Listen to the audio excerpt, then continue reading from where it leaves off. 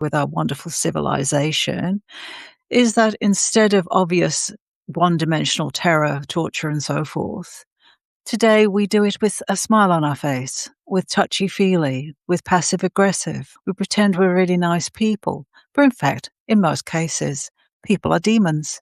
They take great delight in abusing other people, softly and gently, of course, and in acceptable ways. But nonetheless, there's a lot of competition between people, between countries, between delegates, between MPs. It's constant.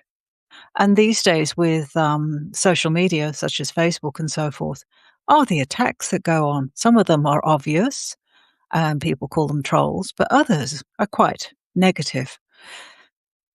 But the fact of the matter is, it is the world we live in, and it is a reflection at some level of who and what we are. And that's what we need to look at. Because the bottom line is, what if it's all us? What if there's some truth in all of that? It seems that we've drifted away from our original creation to the point that we've lost ourselves in the forgetting. And in a panic, we've chosen to be something else by projecting blame out onto everyone else.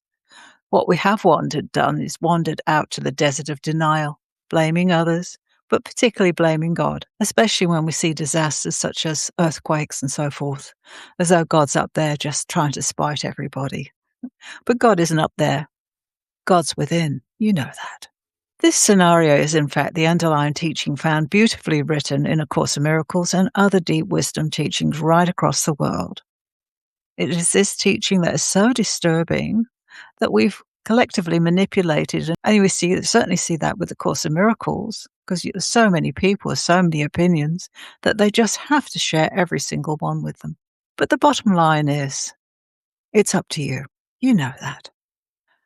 You can work your way back to what you feel is God, or you can just wake up to the fact that God is within, and that God is love, not in action, but in constitution, in energy.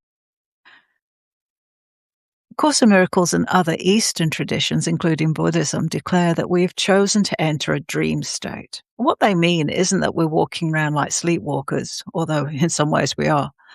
It means that we have become so afraid, so frightened of our truth, that we have stepped into a nightmare of illusion because of our own panic. We're not here to burn off karma because you've never done anything wrong. You're not here to achieve anything because it's all a dream. You are here just for the experience of itself, which is, I've written and spoken about this many times. It's certainly in all my books. But the bottom line is, you've got to want it badly enough to stop messing around, going around in circles, and just live it.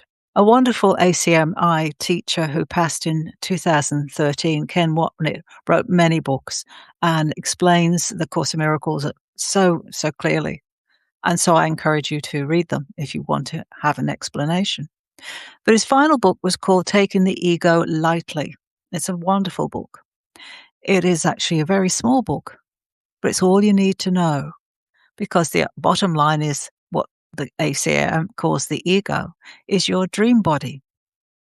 Your dream, therefore, signing on for workshops and seminars actually states that you don't know.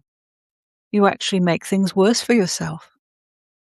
Instead, just work on remembering who and what you are. We each find our own individual keys to awakening. For most of us, it is the bliss of nature or watching wild animals do their thing. But even taking the dog for a walk on a cold and wet day can be a wonderful, loving experience. When you're in that bliss of love, bliss of beauty, that energy itself disengages the mind from the lie, from the dream, whatever you want to call this. Therefore, step into that energy in the way that works for you. Some people, it's exercise, running around in circles and whatever. Do your thing. Find your bliss. I believe Joseph Campbell said that the first time.